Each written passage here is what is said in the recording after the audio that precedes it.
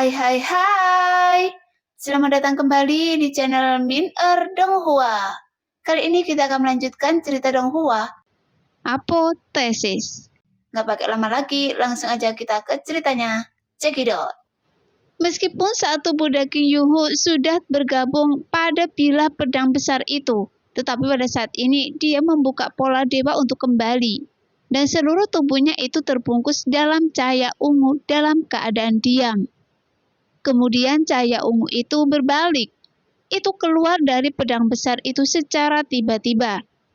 Jika terlambat saja, mungkin seluruh tubuh Yuhu akan terpotong-potong.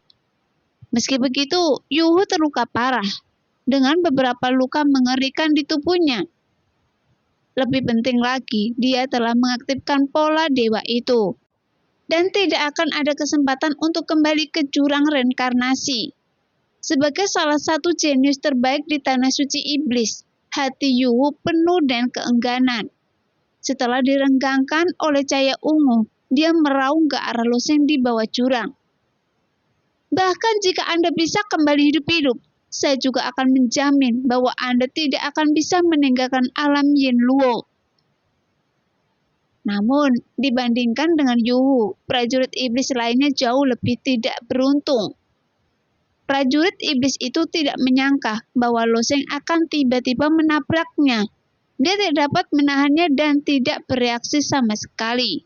Sehingga di bawah bilah pedang yang bersilangan, tubuhnya dipotong menjadi beberapa bagian. Tapi loseng tidak bisa disalahkan atas kematian klan iblis. Jika disalahkan, itu hanya bisa disalahkan pada Yuhu yang memiliki ras yang sama dengannya. Ketika semua orang melihat situasi tragis dari dua prajurit iblis dan melihat loseng lagi, ada sedikit kewaspadaan di wajah mereka. Loseng ini awalnya diserang secara pasif, tetapi setelah membuat penilaian seperti itu dalam sekejap, tidak hanya dia tidak terluka, tetapi dia juga membunuh dua prajurit berbakat dari ras iblis yang tidak bisa diabaikan. Dan hal yang paling menakutkan adalah orang ini baru berada di tahap awal alam laut dewa. Mengingat situasi menyedihkan dari dua prajurit iblis tadi, banyak prajurit juga banyak menahan diri saat ini. Dan mereka juga saling bertoleransi.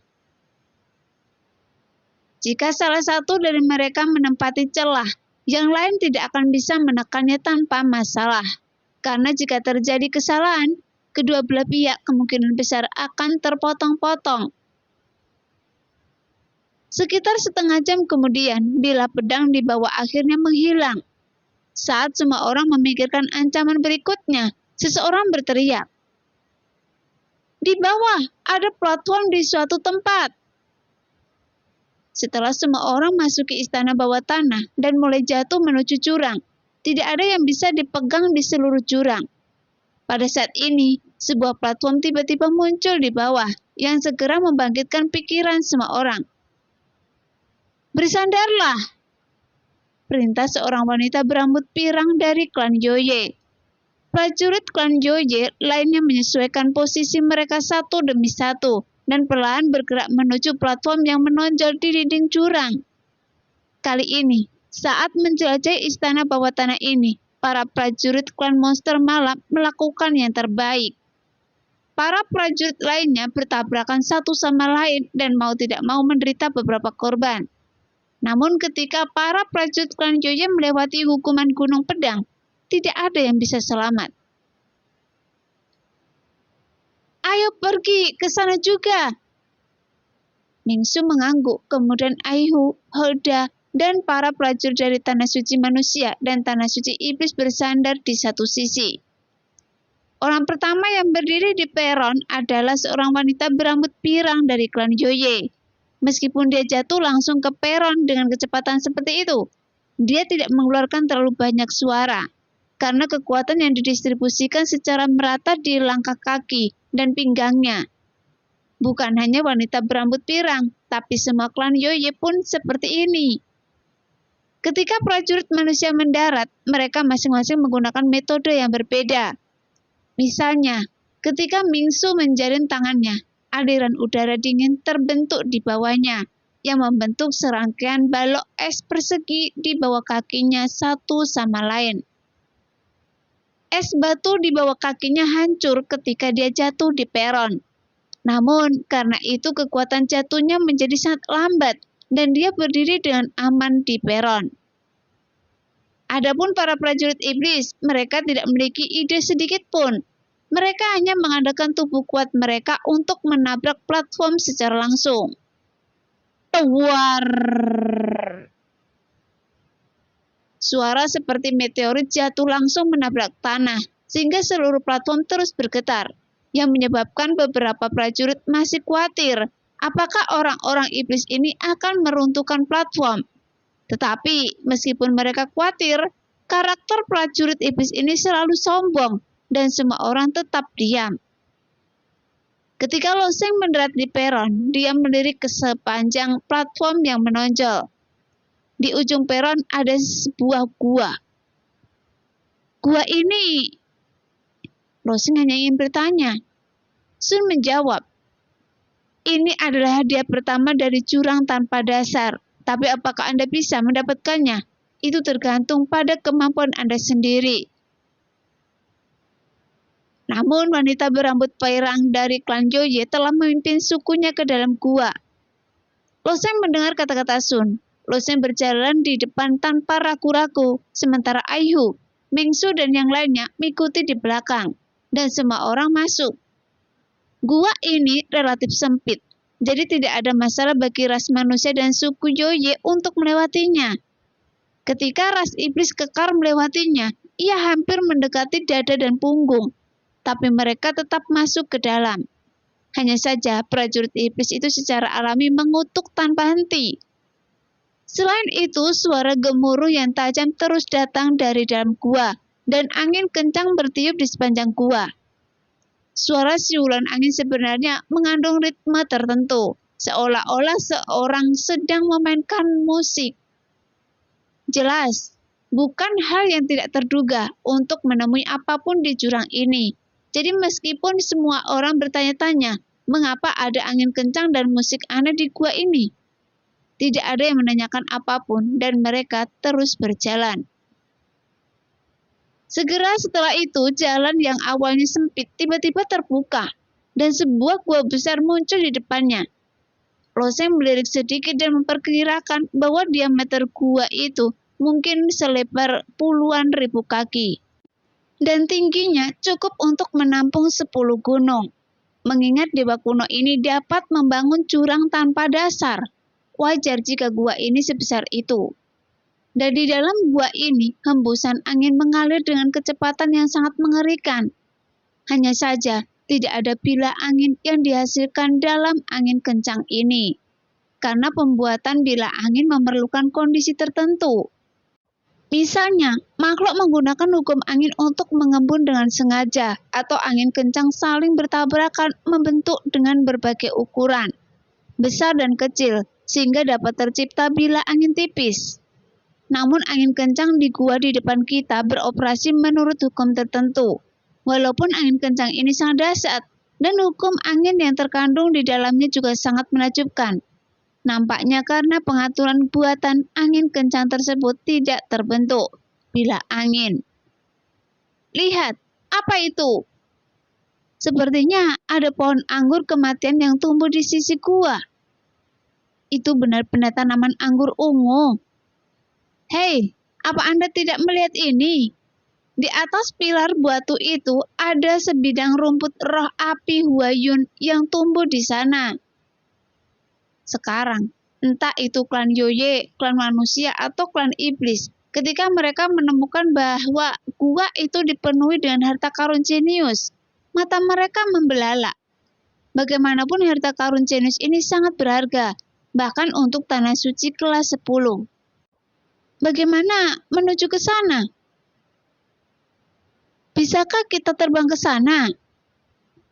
Meskipun sekarang mereka tidak berada dalam jurang reinkarnasi, tapi beberapa orang mencoba melayang ke udara, dan mereka segera menyadari bahwa mereka masih tidak bisa terbang. Jika Anda tidak bisa terbang, bagaimana Anda bisa mendapatkan barang-barang itu? Beberapa prajurit mengeluh. Wanita berambut pirang dari klan Joye melirik sekilas. Kemudian dia berkata, "Lewat sini." Mendengar itu, semua orang memandang wanita berambut pirang itu dan menemukan bahwa ada deretan platform batu yang terbentuk secara alami di satu sisi gua. Berdiri di sini, mereka bisa melihat seluruh platform batu. Dan ada total seratusan platform batu di deretan ini. Dan di bawah setiap platform batu terdapat saluran angin melingkar. Setelah melihat saluran angin ini, semua orang juga mengerti dari mana asal suara angin melode yang bergema di telinga mereka. Di saluran angin ini, angin kencang menyapu. Saat angin kencang ini datang dari bawah platform batu, saat mereka bergegas keluar, rasanya seperti seseorang sedang bersiul. Dan platform batu di hulu saluran angin ini memiliki panjang yang berbeda-beda, sehingga nada suara yang dihasilkannya juga berbeda. Pada saat ini, wanita berambut pirang dari klan Joye berdiri di atas platform batu, menundukkan kepalanya untuk melihat saluran angin di bawah. Kemudian dia berkata lagi, "Sepertinya rute setiap saluran angin berbeda." Ya, mengikuti jalur angin ini, arah keluarnya juga berbeda, dan harta karun Zenus yang bisa dapatkan juga berbeda. Pada saat ini, seorang pejuang manusia tiba-tiba menunjuk ke atas gua dan berteriak dengan penuh semangat. "Lihat, apa yang ada di atas gua?" Di atas gua terdapat retakan batu kecil di bagian atas dengan lengkungan gua yang besar, dan di celah batu tersebut terdapat rerumputan kering yang menjuntai. Tanaman rambat rerumputan kering ini awalnya tidak ada yang istimewa, namun tepat di atas ujung rerumputan sulur tersebut, terdapat jenis pohon seukuran ibu jari yang bergelantungan. Jenis pohon tersebut berwarna kuning cerah dan permukaannya juga sangat halus. Seolah-olah itu sudah beberapa tahun digantung di sana. Karena jarak yang relatif jauh dan banyaknya bunga serta tumbuhan eksotis di dalam gua ini, semua orang tidak memperhatikan jenis pohon kecil ini saat melihat sekeliling. Namun saat prajurit itu berteriak, perhatian semua orang tertuju pada pohon kecil itu. Berbagai bunga dan tanaman eksotis di gua ini awalnya membuat mata semua orang menjadi panas, kecuali Aihu dan Loseng. Sebagian besar prajurit lainnya berasal dari 3 tempat suci tingkat 10 di alam Yinluo. Bagaimanapun sumber daya alam Yinluo langka, tidak seperti para prajurit di istana ke-13 yang berpengetahuan luas. Setiap bunga dan tanaman eksotis di gua ini dapat memberikan daya tarik yang besar bagi mereka. Namun ketika mata semua orang terfokus pada spesies pohon itu, mata mereka tidak bisa lagi digambarkan sebagai berapi-api. Bahkan di pintu masuk istana bawah tanah, 3 penguasa suci dari tanah suci menunjukkan ekspresi serius setelah memperhatikan spesies pohon. Jika saya tidak salah, itu adalah pohon dunia. Ada jejak keserakahan di mata Tuan Suci Iblis. Bahkan penguasa tanah suci Magnolia klan manusia menggelengkan kepalanya sedikit. Sayangnya, kultivasi kita telah menembus tingkat dewa, dan dunia di dalam tubuh kita telah menjadi padat. Jadi benda dewa seperti itu tidak lagi berguna bagi kita. Namun ekspresi penguasa tanah suci klan Joye acuh tak acuh. Para junior ini bisa mendapatkan pohon ini karena kesempatan mereka sendiri. Namun sejauh yang saya tahu, spesies pohon dari pohon dunia ini telah bergelantungan di atas gua selama bertahun-tahun yang tak terhitung jumlahnya. Dan istana bawah tanah telah dibuka beberapa kali. Sejauh ini, hal itu belum tercapai. Bagaimanapun, istana bawah tanah telah dibuka 6 kali sebelumnya. Dan yang terbaru dimasuki oleh raja dari klan Joye-nya. Spesies pohon dari pohon dunia ini adalah harta langka di dunia, tetapi Sun tidak mendapatkannya saat itu. Terlebih lagi, meskipun tingkat budidaya Sun tidak tinggi pada saat itu, dia telah dinobatkan sebagai raja. Namun para elit klan Joye yang beberapa kali lebih kuat dari mereka, sekarang belum mendapatkan benih pohon ini. Jadi tidak dapat dihindari bagi orang-orang kecil ini untuk berpikir, untuk bisa mendapatkan benih pohon. Oleh karena itu, di mata Tuan Suci klan Joye berkata begitu, karena Meskipun pohon dunia sangat menarik, itu hanyalah sebuah gelembung. Sekarang, ketiga Tuan Suci juga terdiam lagi dan semuanya masih menunggu apa yang akan terjadi. Ini adalah pohon dunia legendaris yang dapat diubah menjadi fondasi seorang pejuang dan tumbuh bersama dengan dunia di dalam tubuh. Kegunaan magis pohon dunia pasti lebih dari itu. Pohon dunia dapat mengakumulasi kekuatan dunia. Itu hanyalah benih pohon. Ketika ditempatkan di dunia batin, itu juga dapat meningkatkan kekuatan seorang pejuang. Jika diare dengan kelautan energi sejati di dalam tubuh, ketika benih pohon tumbuh, berguna dan berbuah, lebih banyak spesies pohon akan diturunkan dan kekuatannya akan meningkat berkali-kali lipat. Pada saat ini, banyak pejuang yang sangat akrab dengan spesies pohon dunia ini. Bukan karena spesies pohon ini sangat umum. Faktanya, sejauh ini spesies pohon dunia ini hanya muncul 5 kali dalam sejarah alam semesta. Dan di antara 5 kali yang tercatat, ada 2 yang muncul mencapai posisi penguasa surgawi. Bagaimanapun ada banyak sekali jenis materi surgawi dan harta karun langka di dunia. Bahkan kategorinya cukup banyak menurut kegunaannya. Namun spesies pohon dunia ini memiliki satu perbedaan terbesar dari banyak materi surgawi dan harta karun langka. Ada kategori khusus yang disebutkan harta karun dantian untuk material surgawi dan harta karun langka yang dapat secara langsung mempengaruhi dunia di dalam tubuh. Seperti namanya, spesies pohon dunia ini adalah harta karun jenius yang bekerja pada dantian, dunia di dalam tubuh. Bagi para pejuang, dunia batin adalah dunia yang relatif mandiri. Ketika laut dewa dibuka, dia dapat digunakan sebagai ruang Sumeru. Namun, dunia di dalam tubuh masih relatif lemah. Secara umum, barang dan harta karun yang ditempatkan di dalamnya harus menjalani prosesan khusus. Terlebih lagi, meskipun harta seperti senjata dewa ditempatkan di dalamnya, mereka tidak akan terinteraksi dengan tubuh. Tapi harta dantian seperti spesies pohon dunia berbeda. Mereka langsung bertindak pada dunia dalam tubuh, dan apapun yang bisa disebut harta dantian sangat langka di dunia. Dan jelas merupakan harta karun terbaik. Lagi pula asal-usul pohon dunia tidak diketahui sama sekali. Menurut spekulasi, itu mungkin adalah harta karun yang diturunkan dari siklus evolusi terakhir.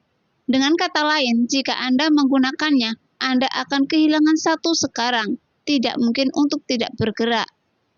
Jadi sekarang reaksi para pejuang ini tidak bisa lagi digambarkan sebagai bersemangat, melainkan mereka tampak gila dan setiap pejuang bersiap-siap. Selama mereka mendapatkan benih pohon dunia ini, itu akan berdampak besar pada masa depan mereka. Meng Shui menatap benih pohon itu, tersenyum sedikit dan menoleh untuk melihat Lo Sheng, dan berkata sambil tersenyum, "Lo Sheng, apakah Anda mendapatkannya?" Tentu saja, dia juga prihatin dengan kepemilikan pohon di dunia ini. Meng Shui juga memahami bahwa tidak mungkin dia bisa bersaing dengan para pejuang ini. Bagaimanapun para prajurit ini semuanya berasal dari tanah suci kelas 10 dan menjadi seorang jenius elit. Tapi mendengar mereka berbicara dengan penuh semangat, Meng Shui juga samar-samar menantikannya. Dia tidak bisa mengerti, tapi bagaimana dengan Lo Sheng? "Minggir, biarkan saya pergi dulu."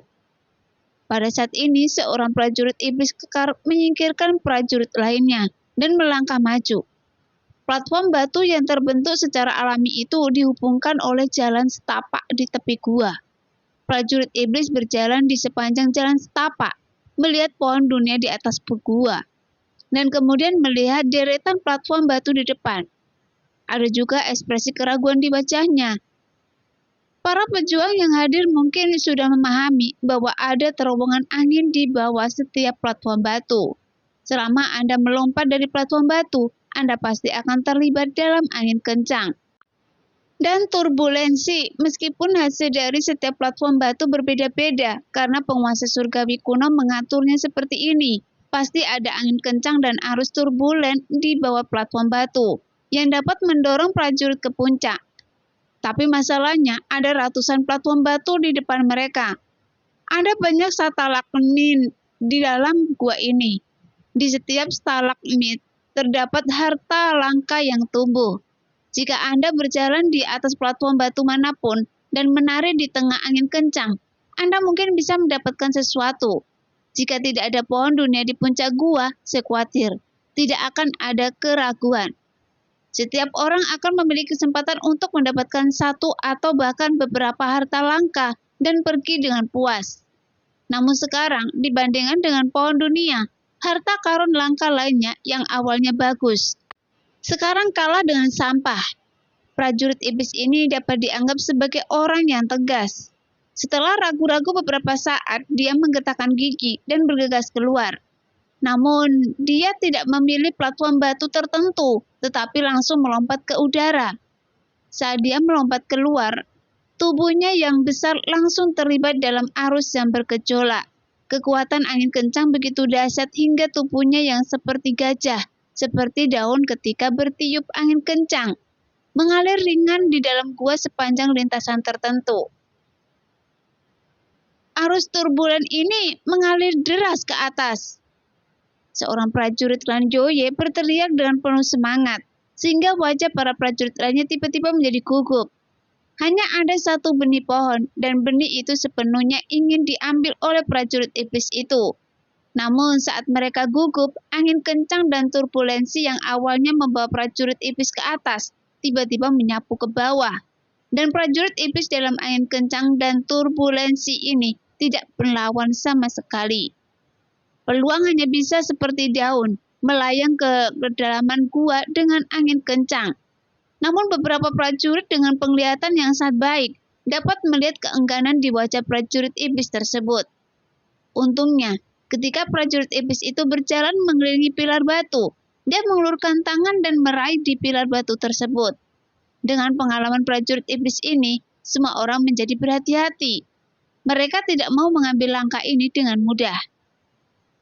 Loseng bersandar di dinding, memandangi pohon dunia di atas gua dan bertanya, apakah benih itu penting? Omong kosong jika tidak. Kenapa saya meminta Anda untuk menyetujui undangan Aihu? Pohon dunia ini awalnya adalah salah satu target yang harus diperoleh. Jawab Sun dengan serius. Tapi, peluang untuk mendapatkannya tidak besar. Loseng menggelengkan kepalanya. Meskipun keberuntungannya memang lumayan, namun tidak begitu baik hingga semua keinginannya terkabul. Saat dia sedang melewati masa kesengsaraan, dia menyerap ular keberuntungan. Saat itu peruntungannya memang sangat baik dan keinginannya hampir terkabul.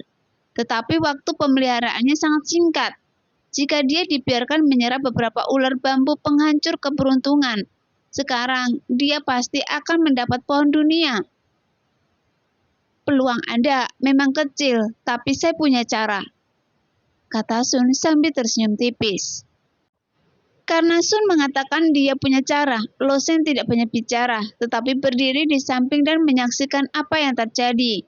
Namun beberapa pejuang juga mengetahui bahwa kemungkinan mendapatkan benih pohon dunia sangat rendah. Jadi mereka hanya bisa puas dengan hal terbaik berikutnya dan menetapkan tujuan mereka pada harta langka lainnya. Setelah para pejuang ini memilih targetnya, mereka memilih salah satu platform batu. Melompat turun dan melayang di sepanjang jalur angin. Adapun apakah mereka bisa mendapatkan apa yang mereka inginkan, itu masih bergantung pada keberuntungan. Wanita berambut pirang yang merupakan pemimpin klan Joye juga berjalan ke platform batu. Setelah berpikir sejenak, dia tidak terburu-buru untuk melompat dari platform batu, tetapi mengeluarkan bungkusan kecil dari cincin sumi miliknya. Saat dia melulurkan tangannya, dengan lembut menyentuh bungkusan itu. Kemudian dari bungkusan itu muncul kabut beraroma merah muda. Meskipun ada angin kencang di dalam gua, kabut harum keluar dan menembus lubang di hidung semua orang. Dan aroma samar itu juga sangat menyegarkan. Melihat adegan ini, wajah semua orang pun menunjukkan kebingungan. Apa yang ingin dilakukan wanita pirang ini? Hei, saya pernah melakukan ini sebelumnya. Seharusnya seseorang mengajarinya metode ini, Suara Sun terdengar lagi. Loseng memandang serius tindakan wanita pirang itu, kemudian dia berkata dalam hati. Dia ingin memeriksa arah angin kencang. Iya. Sun mengangguk. Saat kabut merah muda menyebar ke seluruh angin, dia mengeluarkan lintasan merah muda di sepanjang saluran angin di bawah platform batu. Kabut harum ini terus berputar di dalam gua. Setelah melewati beberapa stalagmit, kemudian dia membelok ke udara dan melayang langsung ke sisi lain gua. Dengan cara ini, Anda bisa melihat jalur angin dengan jelas. Cobalah percobaan satu demi satu dan salah satunya akan selalu berhasil. Ini memang metode yang bagus. Banyak pejuang juga yang memuji kepintaran wanita klan Yoye ini. Bahkan beberapa prajurit mendekati platform batu dengan diam-diam. Jika mereka benar-benar diuji oleh wanita klan Yoye ini, mereka pasti bisa langsung melakukannya. Melompat ke saluran angin, di sana hanya satu pohon di dunia, dan tidak ada seorang pun yang mau melepaskan kesempatan besar ini. Apa yang harus saya lakukan? Apakah Anda ingin saya naik duluan? Loseng bertanya pada Sun. Karena dia tahu cara mendapatkan benih pohon dunia, dia secara alami harus mendahului yang lain. Tapi situasinya akan jauh lebih merepotkan. Namun Sun tersenyum tipis. Tidak masalah, dia tidak bisa mencobanya seperti ini. Wanita berambut pirang dari klan Yoye bergerak sangat cepat. Setiap kali jari rampingnya menyentuh bungkusan itu, aliran kabut harum dengan warna berbeda melayang ke bawah. Saat dia terus mengubah platform batu, kabut harum itu menarik jejak warna-warni gua ini. Tidak lama kemudian, dia mencoba kabut wangi di ratusan platform batu, dan setiap jejak teringat di benak semua prajurit. Tapi seperti yang Sun katakan, dia tidak mencobanya. Bagaimana situasinya? Tidak ada terowongan angin menuju puncak gua. Lalu, apa maksudnya menggantungkan pohon dunia ini di atasnya? Apakah itu bohong? Tentu saja, tidak ada yang bisa menjawab pertanyaan ini. Apa tujuan dewa kuno yang bersusah payah membangun istana bawah tanah yang begitu besar? Sejauh ini tidak ada yang tahu. Jadi sebagian besar pejuang sangat tidak mau, meskipun terdapat banyak harta karun di dinding gua dan di stalagmit. Para pejuang yang telah mencapai titik ini bukanlah orang yang mudah menyerah. Jika mereka memilih untuk menyerah, ketika mereka menghadapi hukuman gunung pedang sebelumnya, mereka pasti memilih untuk meninggalkan istana bawah tanah. Terutama para pejuang dari 3 tempat suci. Meskipun mereka tahu bahwa di antara ras atau kekuatan mereka sendiri, mereka hanya dapat dianggap sebagai tokoh marginal dan tidak dapat bersaing dengan para jenius inti di dunia. Hanya saja, setiap orang juga telah memulai jalur untuk mengejar seni bela diri yang terbaik. Jadi menghadapi benih pohon dunia itu, tidak ada yang akan memilih untuk menyerah. Mata Aihu bersinar dengan kilatan cahaya. Setelah mengamati barusan, dia dengan tegas mengusir lintasan angin di setiap saluran angin di benaknya. Karena tidak ada saluran angin yang bisa menunjuk ke puncak. Itu artinya, setelah melompat ke dalam angin terowongan, dia harus mengubah arah beberapa kali sebelumnya. Dia harus mendapatkan benih pohon dunia. Setiap orang hanya memiliki satu kesempatan, baik awal atau akhir. Situasinya tidak akan membuat banyak perbedaan. Saudara Loseng, saya akan mengambil langkah pertama. Aihu tersenyum sedikit, memilih platform batu dan melompat turun tanpa ragu-ragu. Setelah melompat menyusuri saluran angin, Aihu merasakan kekuatan angin kencang ini. Kekuatan hukum angin yang terkandung di dalamnya begitu kuat, sehingga dia tidak dapat bersaing dengannya. Sepertinya, Dewa Surgawi kuno ini dengan cerdik menggunakan posisi saluran angin untuk mencegah angin kencang di ratusan saluran angin saling mengganggu. Jika demikian, angin kencang ini akan saling bertabrakan, dan bila angin yang meledak mungkin mampu meropek semua orang yang hadir, menjadi berkeping-keping. Mengikuti lintasan angin, dia melayang seperti daun yang tidak penting. mengalir dengan cepat di sepanjang lintasan tersebut. Ketika sosoknya mendekati pilar batu, dia mengambil bunga kecil berwarna kuning muda di pilar batu dengan kecepatan yang sangat cepat.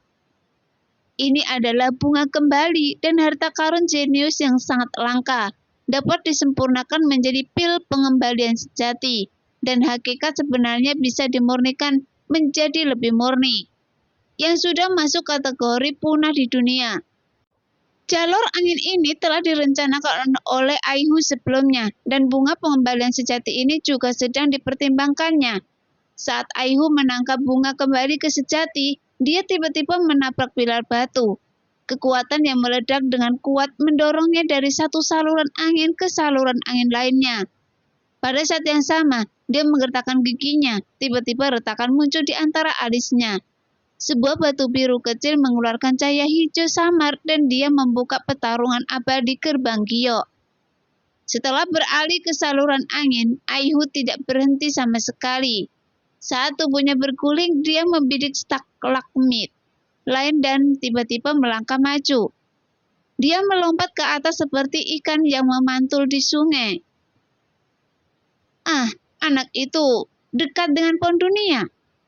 Sial, dia sampai di sana lebih dulu.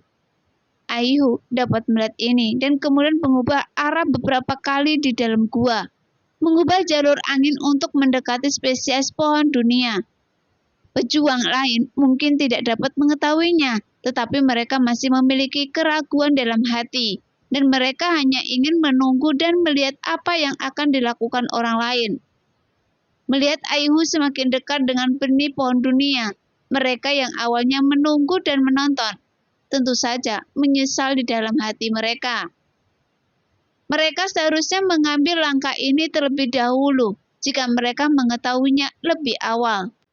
Melihat Aihu menggunakan kekuatan angin kencang untuk melesat ke atas, sepertinya kesuksesan sudah dekat. Tapi pada saat ini angin tak terlihat bertiup tiba-tiba mengubah arah angin, yang mendorong tubuh kekar Aihu ke arah lain. Tidak lama kemudian dia masih mendarat di seberang gua, memandangi benih pohon dunia sambil menggertakkan gigi dengan ekspresi keengganan di wajahnya. Adapun para prajurit yang tersisa, mereka juga sedikit menghela nafas. Ketika melihat pemandangan ini, mereka tentu senang karena Aihu tidak mengambil benih pohon dunia. Setidaknya, mereka masih memiliki kesempatan untuk diri mereka sendiri. Tetapi kegagalan Aihu juga membuktikan harapannya sangat tipis. Dalam suasana yang rumit ini, setiap prajurit melompat ke saluran angin dan menggunakan seluruh kekuatannya untuk mendapatkan benih pohon itu. Beberapa pejuang sangat beruntung. Mereka memilih jalur angin dan mengubah sudut dengan sangat tepat. Namun mereka tetap gagal mendapatkan benih pohon dunia. Segera setelah itu, sebagian besar prajurit telah mencapai ujung lain gua. Hanya menyisakan segelintir orang seperti Loseng, Mingsu, dan Roan. Namun, wajah Roan penuh dengan depresi. Dia telah merencanakan perjalanan ke istana bawah tanah ini sejak lama, tetapi dia tidak pernah menyangka bahwa istana bawah tanah akan seperti ini. Meskipun ada banyak peluang di istana bawah tanah, dia harus mengandalkan kekuatannya sendiri untuk memenangkannya. Dan kekuatannya jelas tidak cukup untuk dilihat di sini. Dalam keputusasaan, dia juga melompat ke terowongan angin. Apakah dia bisa mendapatkan apa yang diinginkannya? Bergantung pada keberuntungannya. Saat ini, Ming Sui melirik Loseng dan berkata, "Saya akan pergi ke sana dulu." Meskipun dia tidak punya tujuan apapun sejak awal, tapi jika dia beruntung, dia bisa mengambil salah satu harta rahasia sesuka hati. Nah, demikianlah cerita hari ini. Terima kasih yang sudah menonton video Min Earth sampai selesai. Sampai jumpa di video selanjutnya. Bye-bye.